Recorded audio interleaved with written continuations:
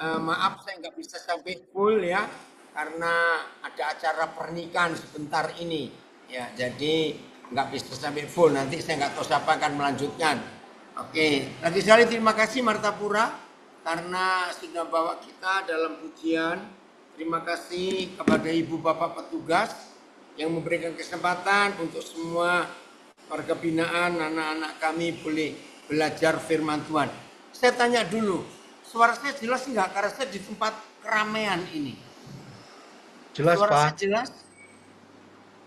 Jelas, Pi. Jelas.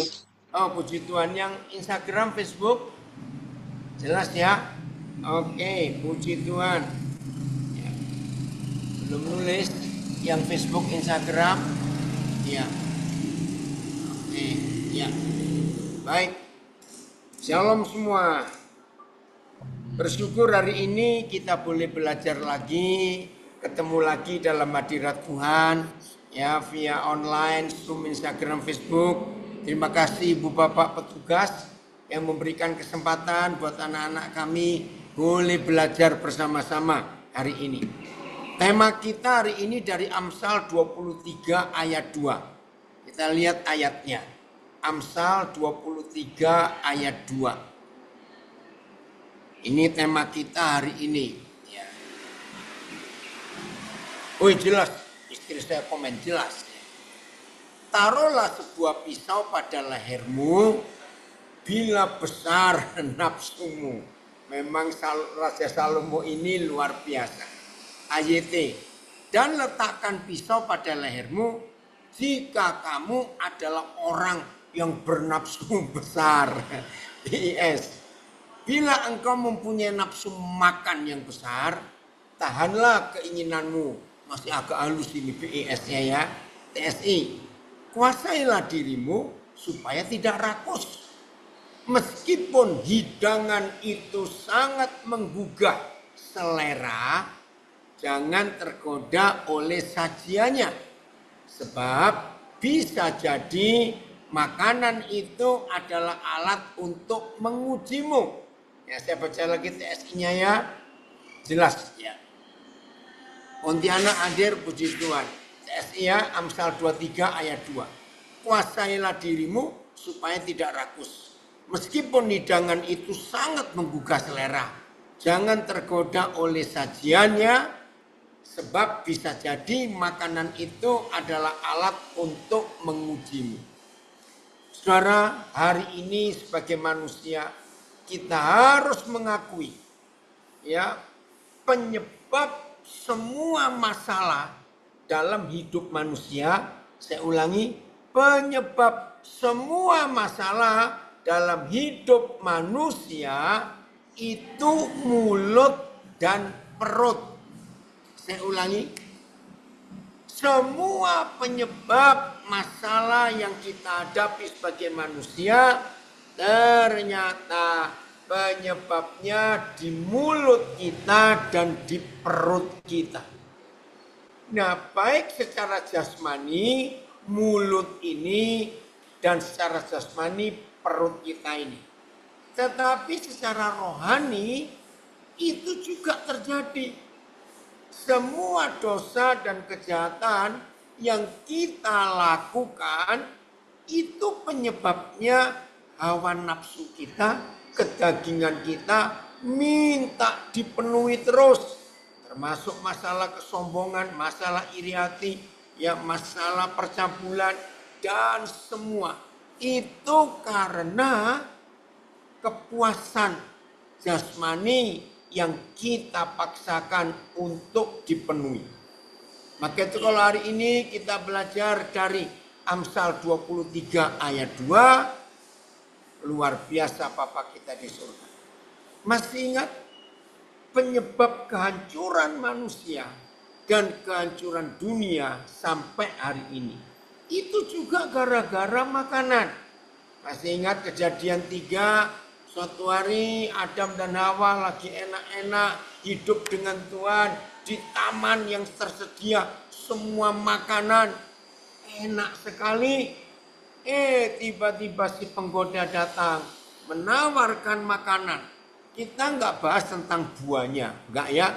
Kita nggak bahas tentang buah. Tapi makanan. Maaf, narkoba itu juga makanan. Maaf, alkohol, minuman keras itu juga masalah perut dan masalah mulut. Begitu pula rokok itu masalah perut dan masalah mulut. Saudara, nah begitu pula rusaknya rumah tangga, hancurnya pernikahan juga karena nggak puas. Ketika suami nggak puas dengan istrinya, istri nggak puas dengan suaminya, terjadi masalah. Ketika hidup merasa kurang terus, maaf, terjadilah pencurian, perampokan, dan sejenisnya. Ngeri sekali kalau kita melihat fakta hidup ini. Maka itu Amsal 23 ayat 2 sangat jelas. Bahwa kita harus menahan nafsu kita. Walaupun ada makanan-makanan yang enak di depan kita. Nah dalam hal ini, izinkan saya mengatakan ini. Saya beri contoh yang tidak enak. Kedengarannya pasti nggak enak. Nah di dalam hal ini saudara. Sebagian besar hewan, binatang. Sebagian besar. Hanya kecil 1-2 jenis binatang saja. Hewan itu beda dengan manusia. Dalam hal rakus. Dalam hal masalah perut dan masalah mulut. Beda sekali. Lihat mereka, jangan tersinggung kalau saya memberikan fakta ini. Ternyata hewan itu nggak ada yang rakus. Hanya jenis-jenis tertentu saja yang rakus. Secara umum hewan itu nggak ada yang rakus. Kita lihat saja. Kalau mereka sudah kenyang, ya, lalu kita memberi makanan yang mereka suka, coba perhatikan. Dimakan nggak? Enggak. Ditoleh aja tidak, dibiarkan saja. Nah, ini yang kita harus belajar, jangan tersinggung. Ternyata di dunia binatang, di dunia hewan, mereka jauh lebih mengerti Amsal 23 ayat 2 tadi. Nah ini masalah dalam kehidupan kita. Karena kita selalu merasa kurang dan kurang dalam hidup. Maka itu hancur. Iya. Oh, dari Pak Martin Sibarani, salam juga ya, Roma. Ngerti ya? Ini masalah kehidupan. Saudara, dalam dunia kedokteran ya ditemukan lebih dari 70% penyebab manusia itu sakit. Lebih dari 70%. Itu karena mulutnya rakus. Maka itu kita harus jaga dalam hidup kita. Itu sebabnya kalau kita ke dokter, ya begitu kita menceritakan keluhan kita ke dokter, pertanyaan yang pertama dari semua dokter, semua di negara mana saja, dokter pasti menanyakan pola makan kita. Dan itu betul. Maka itu Papa kita di surga adalah satu-satunya Tuhan yang berapa ribu tahun yang lalu sudah memberitahukan kepada manusia apa yang boleh dimakan dan apa yang nggak boleh dimakan. Dan sampai hari ini firman yang ditulis oleh Musa di kitab Keluaran, kitab Imamat, itu berlaku sampai hari ini. Bahwa makanan-makanan, ya maaf bukan makanan, jenis-jenis hewan tertentu yang tidak boleh dimakan, itu ternyata sangat mengganggu kesehatan kita. Nah lalu ada yang tanya, lah kenapa Tuhan ciptakan itu? Nah ini dia. Tuhan ciptakan hewan itu punya fungsi yang masing-masing. Mereka punya fungsi. Nah rata-rata fungsi hewan yang tidak boleh kita makan, maaf ya dengerin baik-baik, apa saja? Sebut, itu dibuktikan oleh ilmu pengetahuan sampai hari ini. Semua daging, semua hewan yang tidak boleh dimakan, yang Tuhan larang. Itu fungsi mereka seperti sapu, ya mesin penyedot debu, vacuum cleaner. Nah itu mereka, maaf ya, babi itu sebagai hewan, wah yang makan semua makanan, kerang-kerangan, jenis ikan yang tidak bersisik, ya seperti lele dan sejenisnya. Ternyata ikan yang tidak bersisik, kerang-kerangan, ya dengan sejenisnya, cumi, udang, kepiting, ternyata itu vacuum cleaner, pembersih alam. Itu Tuhan ciptakan untuk mereka. Itu luar biasa. Sehingga di dalam tubuh mereka itu makan sekotor apapun, mereka tidak sakit. Karena Tuhan ciptakan mereka, di dalam tubuh mereka ada alat ya metabolisme yang sempurna. Nah maka itu kalau kita makan mereka, saudara, maka sampah-sampah itu ikut masuk. Kotoran-kotoran itu masuk ke tubuh kita. Bahkan sebelum dunia kedokteran mengetahui, tapi Papa sudah memberikan peraturan dulu. Darah tidak boleh kita makan. Nah dalam berjalannya waktu belum lama. Kalau dibanding sejak Musa pertama kali menulis, ya, jadi tulisan Musa itu literatur tertua yang pernah ditemukan oleh manusia. Jangan makan darah. Nah itu ribuan tahun yang lalu. Berapa puluh tahun yang lalu, belum mungkin seratusan tahun, baru dunia medis menemukan mengapa darah itu kotor. Saudara, semua kita tahu sampai hari ini. Saudara, dokter tidak akan memberi diagnosa tentang penyakit yang kita derita sebelum periksa darah. Perhatikan baik-baik.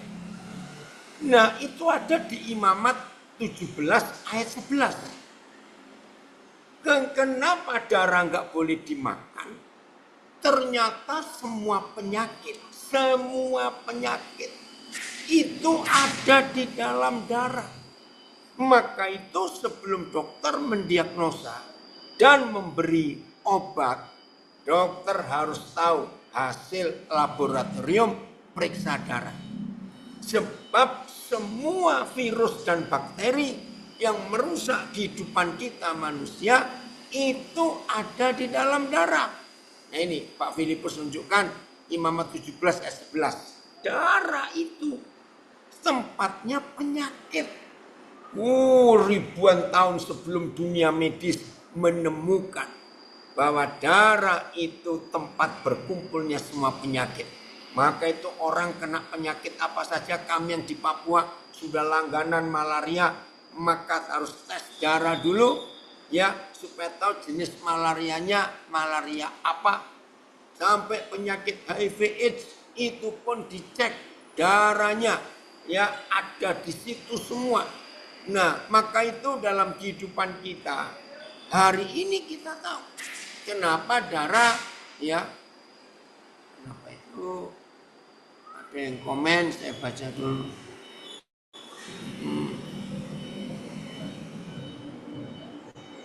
Ya. Oke, maaf saya nggak ngerti maksudnya. Jadi ketika dunia medis menemukan bahwa semua penyakit ada di dalam darah, maka dunia baru mengaku mengapa Bapa kita di surga melarang kita untuk makan darah.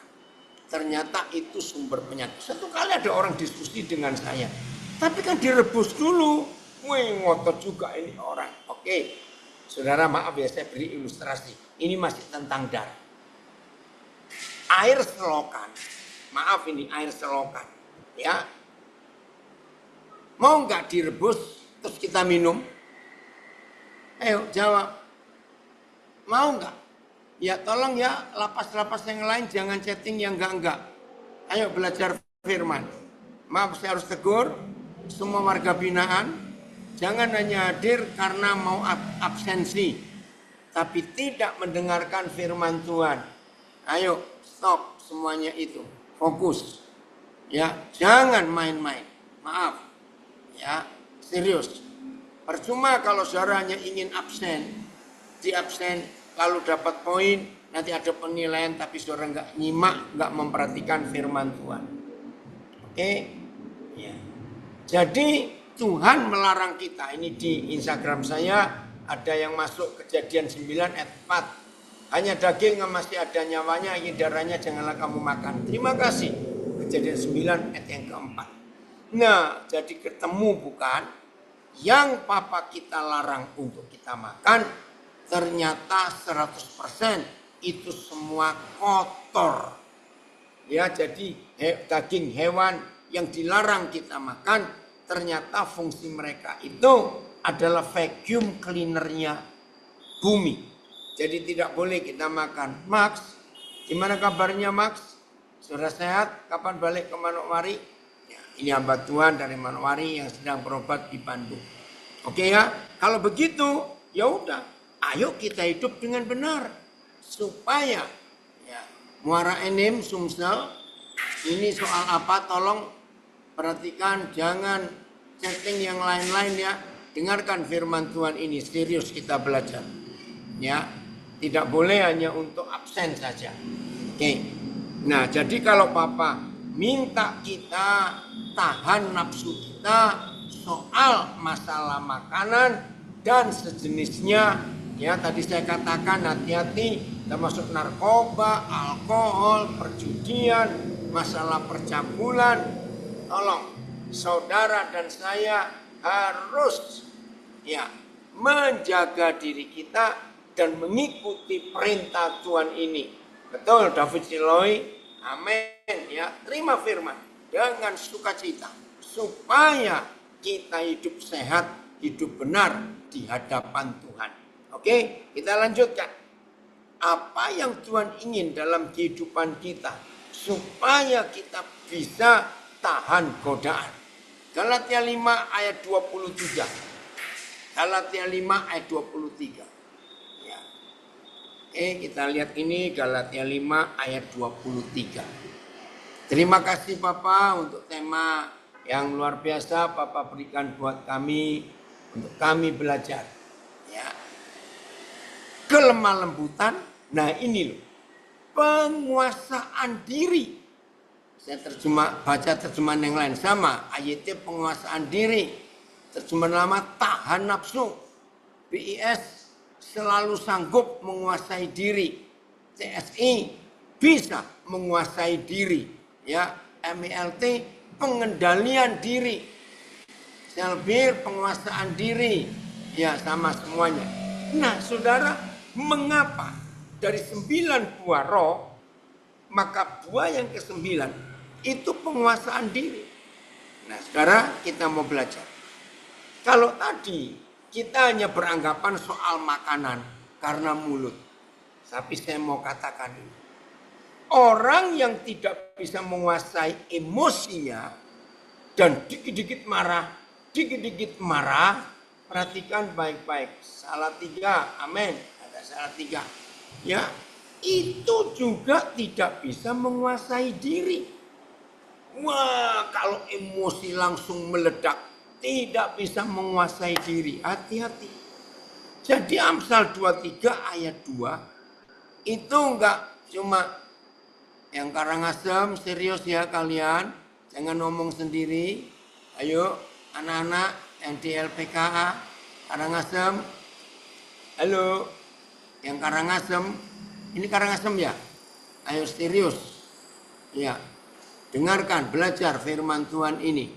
Oke? Supaya konsentrasi kita penuh. Nah, jadi emosi yang tidak bisa dikendalikan, nggak bisa menguasai diri, itu juga sebagai penghalang. Oh, Bengkulu. Tolong yang dari Bengkulu, jangan bicara sendiri. Ayo, rutan kelas 2B Bengkulu, coba serius. Ya, oh berarti nggak dengar itu. Oke ya, LP Bengkulu, kelas 2B, ayo belajar. Nah, jadi orang yang nggak bisa mengendalikan emosinya, Itu sama seperti orang makan nggak bisa mengendalikan hawa nafsunya. Jadi nggak cuma soal makanan saja. Saudara tahu secara psikologis sudah dibuktikan. Salah satu sumber penyakit yang membuat manusia tidak sehat karena tidak bisa mengendalikan emosinya. Dikit-dikit meledak, dikit-dikit meledak. Hati-hati saudara. Itu mempengaruhi semua metabolisme tubuh kita. Kalau kita tidak bisa mengendalikan emosi kita. Jadi nggak cuma soal makanan ini. Untuk semua hal. Maka itu kenapa Tuhan memberikan kita buah roh. Yang ke-9 itu penguasaan diri. Tahan. Ayo kita harus menang atas diri kita sendiri. Saya ulangi, kita harus menang atas diri kita sendiri. Ya, supaya kita tidak jadi alat iblis untuk hidup ini. Berbahagialah kita. Ya, anak-anak LP kelas 2A Karangasem. Halo, yang dari Karangasem. Tolong perhatikan yang Karangasem. Ayo konsentrasi kalian. Jangan main-main. Ya. Jadi jelas ya saudara. Maka itu kalau kita bisa menggenapi firman ini. Saya mau berikan sebuah kalimat.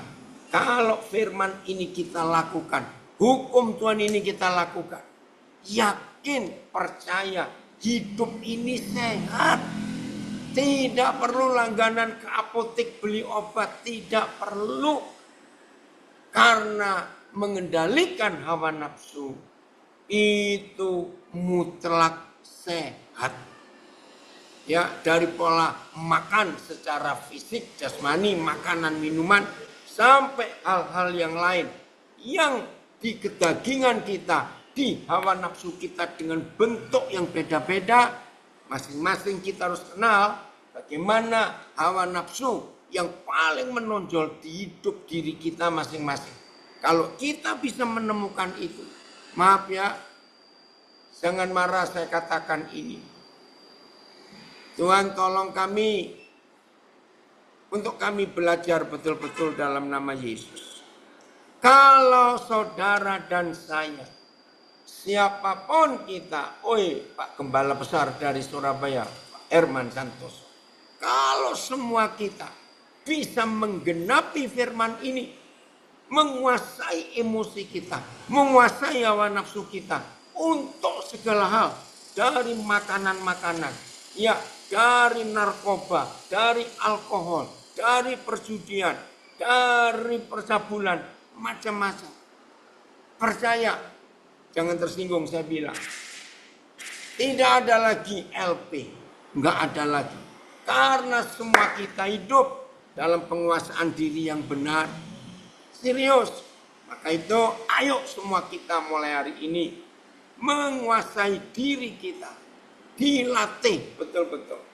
Oke, sekarang kita akan masuk. Bagaimana caranya?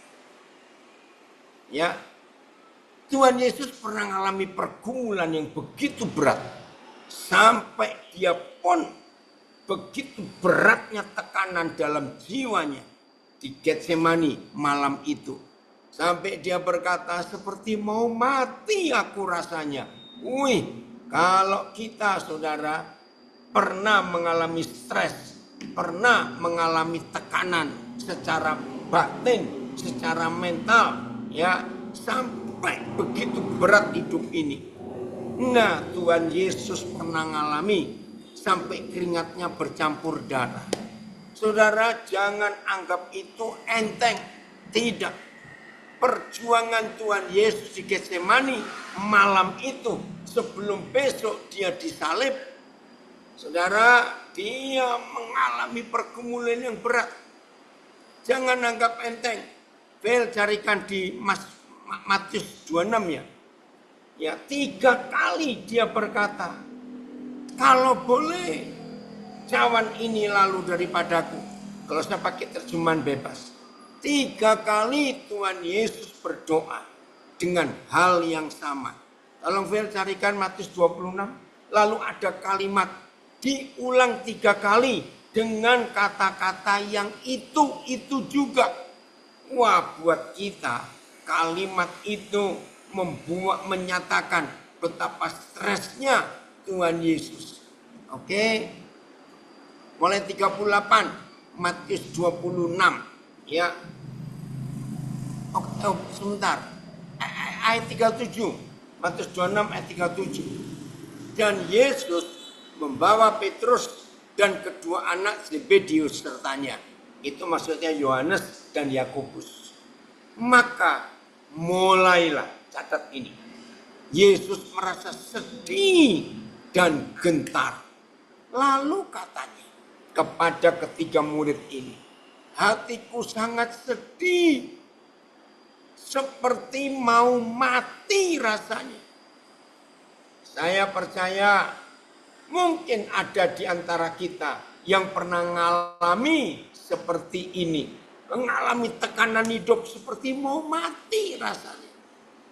Terus Tuhan Yesus minta teman. Tinggallah di sini dan berjaga-jagalah dengan aku. Maka Yesus maju sedikit. Lalu sujud dan berdoa. Katanya, ya Bapakku, jikalau sekiranya mungkin, biarlah cawan ini lalu daripadaku.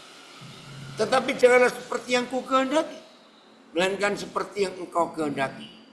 Setelah itu ia kembali kepada murid-muridnya itu dan mendapati mereka sedang tidur. Dan ia berkata kepada Petrus, tidakkah kamu sanggup berjaga-jaga 1 jam dengan aku? Ayat 41, berjaga-jagalah dan berdoalah supaya kamu jangan jatuh ke dalam pencobaan. Roh memang penurut tetapi daging lemah. Lihat ayat 42. Lalu Yesus pergi ya untuk kedua kalinya dan berdoa, katanya, ya Bapakku, jikalau cawan ini tidak mungkin lalu, kecuali apabila aku meminumnya, jadilah kehendak.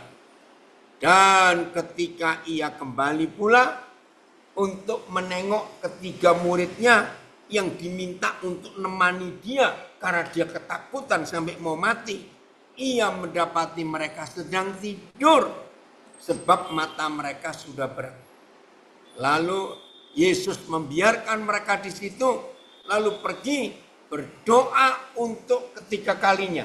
Lihat kalimat ini, berdoa untuk ketiga kalinya dan mengucapkan doa yang itu juga. Saya sangat terpukul dengan kalimat ini. Kenapa saya terpukul? Saudara pernah mendengar istilah dalam bahasa Indonesia, kalau ada orang mengatakan kalimat ini pada orang lain, kamu menjilat ludahmu sendiri. Pernah dengar kalimat itu? Menjilat ludah sendiri, itu artinya orang ini pelin-pelan, orang ini tidak konsekuen dengan kata-katanya. Ngeri sekali kalau itu keadaannya. Ya, suka marah hadir, ya puji Tuhan. Nah, saudara perhatikan, Yesus berdoa dengan mengucapkan doa yang itu juga untuk ketiga kalinya. Kenapa saya katakan dia menjilat ludahnya sendiri? Sebab di Matius 5, dia pernah mengajar bahwa kalau kita berdoa, jangan diulang-ulang kata-kata doa seperti orang-orang Farisi. Jelas bukan? Ternyata dia mengucapkan doa yang sama. Dia ulangi lagi.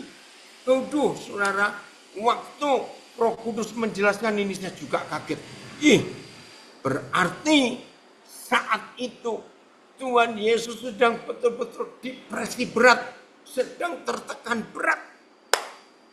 Sampai mengulangi doanya dengan kata yang sama. Wow, bayangkan. Nah, cawan. Gelas ya, gelas. Tapi gelas khusus. Pemerintahan kerajaan Romawi itu kalau memvonis Lukas 22 ayat 44, makasih Phil, saya bacakan, ini tulisan Lukas. ia sangat ketakutan dan makin bersungguh-sungguh berdoa. Lihat, makin bersungguh-sungguh berdoa. Peluhnya, keringatnya menjadi seperti titik-titik darah yang berteteskan ke tanah. Wih. Saudara, kenapa hanya Lukas yang menulis seperti ini? Ternyata Lukas itu dokter.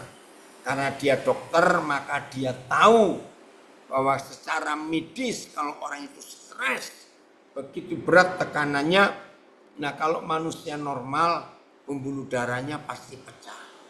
Tapi karena Lukas ini, karena Yesus itu Tuhan, maka pembuluh darah nggak pecah, walaupun tekanan darah begitu tinggi, tapi darah itu merembes keluar dari pembuluh darah dan ada di permukaan kulit. Oh, Tuhan, ngeri sekali.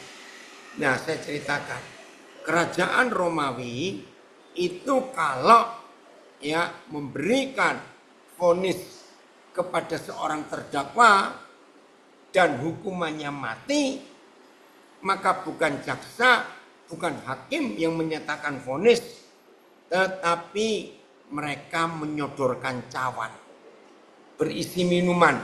Nah, saya tidak tahu tadi dari kerajaan kabar apa, saya tidak tahu isinya apa.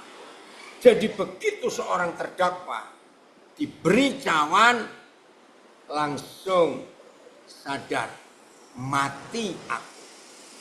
Nah, maka itu ketika Tuhan Yesus harus menerima hukuman mati karena dosa-dosa kita, karena kesalahan kita, maka itu dia berdoa, Papa, boleh nggak aku menolak hukuman mati yang besok aku harus terima?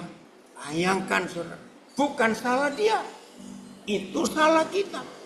Maka itu dalam hidup ini kita harus tahu bagaimana tekanan batin, tekanan jiwa yang Yesus alami.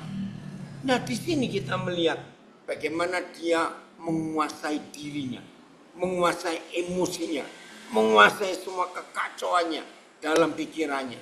Dia menguasai diri. Dan puji Tuhan, pergumulannya menang. Saudara, kalau kita mencoba ingin tahu berapa lama, berapa jam ya Yesus bergumul, ya karena bahasa tulis ini cuma 3 kali dan ayatnya sambung. Tetapi secara praktek kenyataan kita nggak tahu. Bisa 1 jam, bisa 2 jam. Dari doa yang pertama, Tuhan tolong, boleh nggak aku nggak dihukum mati untuk menyelamatkan bajingan-bajingan ini. Kita ini penjahat semua. Dia berjuang. Tuhan tolong, Tuhan, bagaimana itu emosinya. Setelah sekian puluh menit, dia lega. Papa nggak menjawab. Jelas jawabannya nggak ada cara lain untuk menyelamatkan penjahat-penjahat ini, yaitu manusia berdosa seperti kita. Setelah dia sejenak istirahat, dia doa lagi. Bapak, boleh nggak ada cara lain untuk menyelamatkan manusia? Nah, jadi saat itu Amsal 23 ayat 2 Tuhan Yesus alami secara emosinya. Dia nggak terima, aku nggak salah, kenapa kau harus dihukum mati? Secara emosinya, secara jiwanya dia nggak mau menderita. Bayangkan ya, karena dia tahu bagaimana siksaan hukuman salib itu ngeri. Kalau di Indonesia hukuman mati ditembak dan langsung pilih jantung, langsung mati. Malaysia pakai hukuman gantung. Kalau Amerika sebagian negara bagiannya menggunakan kursi listrik, ya. Kalau di Tiongkok ada 2 cara, suntik mati atau ditembak di belakang kepala. Aduh, ngeri semuanya. Nah, sesadis itu mereka kalau dihukum mati. Tapi enak, langsung mati. Tapi kalau hukuman salib, waduh, bisa berhari-hari nggak mati. Tergantung si terdakwa ini, si terpidana mati ini kuat atau tidak fisiknya. Itu bisa berhari-hari, saudara. Tapi Tuhan Yesus sudah mati duluan karena dia menyerahkan nyawanya. Maka itu dalam pergumulannya yang seberat itu, dia bilang, Papa, boleh nggak ada cara lain? Bagaimana aku bisa menyelamatkan mereka? Ini dia lega. Untuk kedua kalinya. Dia tenangkan dirinya. Dia tenangkan dirinya. Dia coba kuasai dirinya. Panik, ketakutan. Karena sudah terbayang di depan matanya. Besok aku disiksa. Besok aku dicambuk, diludahi, ditinju. Ngeri sekali. Doa kedua selesai. Sekian puluh menit lagi. Akhirnya doa ketiga. Dengan kata-kata yang itu juga. Sekian puluh menit lagi dia berjuang. Bapak, apa boleh ada cara lain menyelamatkan penjahat-penjahat seperti kita ini loh, saudara. Bapak tidak menjawab. Karena dia tahu nggak ada cara lain. Setelah Tuhan Yesus tahu, sudah 3 kali berdoa, dia menguasai emosinya. Ya, menguasai betul. Gejolaknya itu saya nggak bisa bayangkan. Karena saya percaya tidak ada seorang pun di antara kita yang pernah mengalami kekacauan emosi seperti yang dialami Tuhan kita Yesus. Aduh, saya kenal seorang gembala di Cilacap. Dia cerita begini, karena Cilacap itu kota yang paling dekat dengan Nusa Kambangan. Saudara, beberapa kali gembala ini diminta oleh pihak kehakiman untuk menemani saat-saat terakhir sebelum terpidana mati itu ditembak. Ya, ini kan hukum, ini kan negara yang percaya Tuhan. Jadi yang Islam harus ada kiai atau ustadz, ya, yang Hindu ada pendana dan sebagainya. Nah, yang Kristen harus cari pendeta. Nah, ini pendeta ini, saya nggak sebut namanya di Cilacap.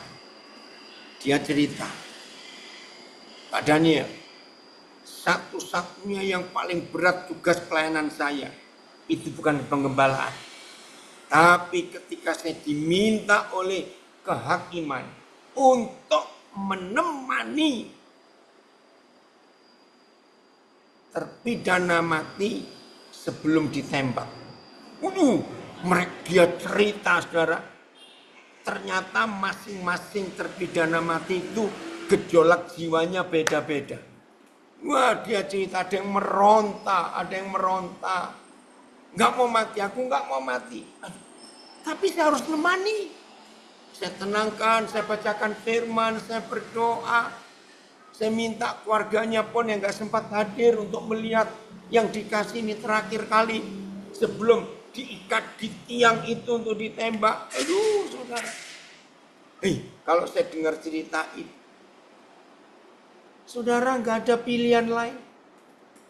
Maka itu kesaksian ketika terpidana mati Bali 9, salah satunya Michael Chan yang luar biasa terkenal itu.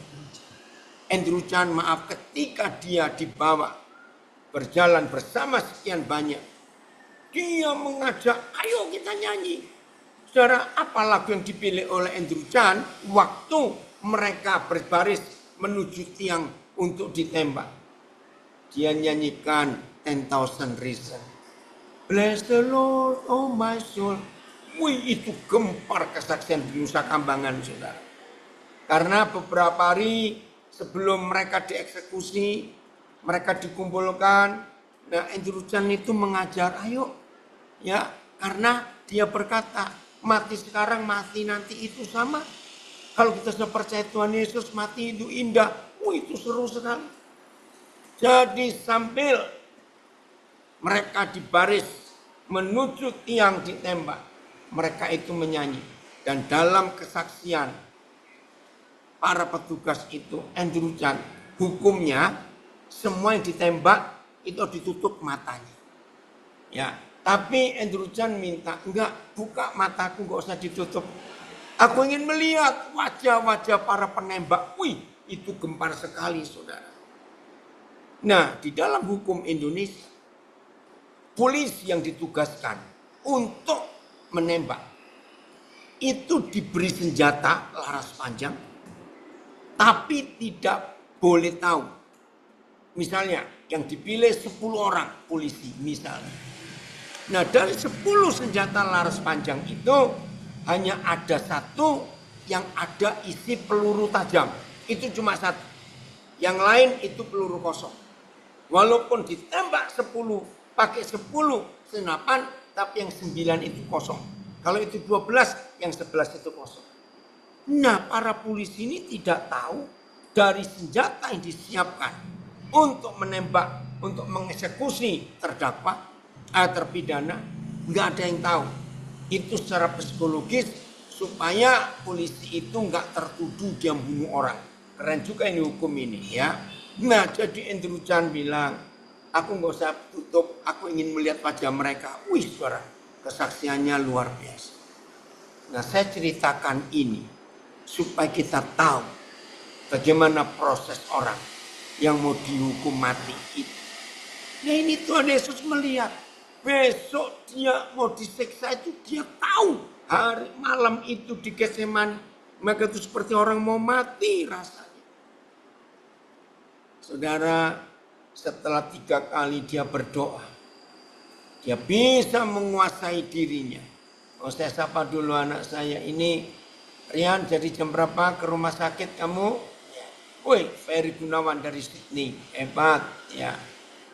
Saudara, kalau kita melihat fakta, setelah 3 kali Tuhan Yesus berdoa dengan kata-kata yang sama, tidak ada jawaban. Sebab Tuhan Yesus tahu, Papa tidak punya pilihan untuk menyelamatkan penjahat-penjahat seperti kita ini, kecuali dengan siksa salib. Maka itu karena nggak ada jawaban dan Yesus tahu. Inilah kalimat yang membuat Amsal 23 ayat 2 itu terjadi. Taruh pisau di lehermu kalau kamu nggak bisa menguasai dirimu. Akhirnya Tuhan Yesus berkata, baiklah Papa, kalau begitu bukan kehendakku yang jadi, biarlah kehendakmu yang jadi. Haleluya. Anak-anak saya, warga binaan yang diberkati Tuhan, dan siapapun kita dimanapun berada yang mendengar firman ini, ayo semua kita hari ini memutuskan untuk jadi pemenang. Taklukkan emosi kita, taklukkan hawa nafsu kita. Dengan berjuang memang berat, seperti yang Tuhan Yesus lakukan. Ayo semua kita pasti bisa menang dengan berkata, Papa, bukan kehendakku yang jadi, tapi kehendakmu jadilah. Maka kalau saudara dan saya hari ini memutuskan mengendalikan emosi kita, mengendalikan hawa nafsu kita, baik emosi hawa nafsu untuk makan, untuk marah, untuk narkoba, untuk alkohol, untuk perjudian, untuk kemabukan, untuk percabulan, untuk apa saja. Percayalah kita jadi pemenang-pemenang yang luar biasa. Taklukkan ini pasti bisa. Karena Tuhan Yesus pasti menolong kita untuk bisa menaklukkan emosi dan hawa nafsu yang ada di dalam diri kita. Memang manusia ini jahatnya luar biasa. Tapi bersyukur kalau Papa di surga sanggup untuk menolong. Ayo kalahkan ya, taklukkan. Perjuang peperangan batinmu itu jangan kalah. Keren ya, karena sudah ada contoh dari Tuhan Yesus. Ayat terakhir, maaf saya harus segera keluar karena sebentar lagi saya ada pemberkatan nikah. Ya, Kita lihat 1 Petrus 4 ayat 1. Ayo 1 Petrus 4 ayat 1. Luar biasa cara kita menang itu dengan ayat ini. Pasti kita menang. 1 Petrus 4 ayat 1. Jadi karena Kristus telah menderita penderitaan badani, sudah tahu? Sebelum Tuhan Yesus menderita fisik, dicambuk sampai rusak punggungnya, hancur itu. Wih, ngeri sekali. Tapi dia menderita dulu secara batin dan mental. Kapan penderitaan batin dan mentalnya dialami Yesus? Waktu di Getsemani yang baru kita bahas di Matius 26 tadi. Begitu vonis yang tidak adil terjadi, dia mati. Amin. Di atas kapal ini ada guru kami dari Nabire sedang menuju ke Jawa. Di atas kapal masih bisa ikut belajar. Pasti menang bersama Papa Yesus. Amin. Ini dia. Kami ikut ke Jakarta untuk pemakaman Kang To. Jadi kita bisa menang. Saya ulangi 1 Petrus 4 ayat 1. Jadi karena Kristus telah menderita penderitaan badani, kita pun harus juga mempersenjatai diri kita dengan pikiran yang demikian. Karena barang siapa telah menderita penderitaan badani, ia telah berhenti berbuat dosa. CSI-nya Phil. Jadi saudara, kapan dan kita bisa berbuat dosa, berhenti berbuat dosa, kalau siap menderita. Memang gak enak. CSI. Jadi karena Kristus sudah menderita untuk kita, ketika dia hidup sebagai manusia biasa di dunia ini, hendaklah kamu menguatkan diri dengan pikiran yang sama seperti pikiran Kristus. Sebab orang yang menderita karena mengikut Yesus juga sudah memutuskan, haleluya, untuk berhenti berbuat dosa. Jadi semua yang gampang emosi jadi pemenang hari ini karena kita siap menaklukkan hawa nafsu emosi kita. Siapa yang enggak tahan mulut ya untuk tahan supaya enggak makan yang salah, jadi memenang. Enggak enak menderita. Berhenti judi, berhenti alkohol, berhenti narkoba, semuanya berhenti percabulan lewat penderitaan, maka kita akan menang. Roh Kudus pasti menolong kita. Tidak boleh ada seorang pun di antara kita berkata, "Duh, aku nggak bisa," aku enggak. Semua kita pasti bisa. Oke? Tuhan Yesus memberkati kita semuanya. Jadilah pemenang-pemenang. Bahwa kita pasti menang. Untuk menguasai emosi kita dan hawa nafsu kita. Roh Kudus menolong kita. Shalom. Tuhan memberkati kita semuanya. Dari Cikarang. Amin. Puji Tuhan ya. Tuhan Yesus memberkati. Saya kembalikan kepada host.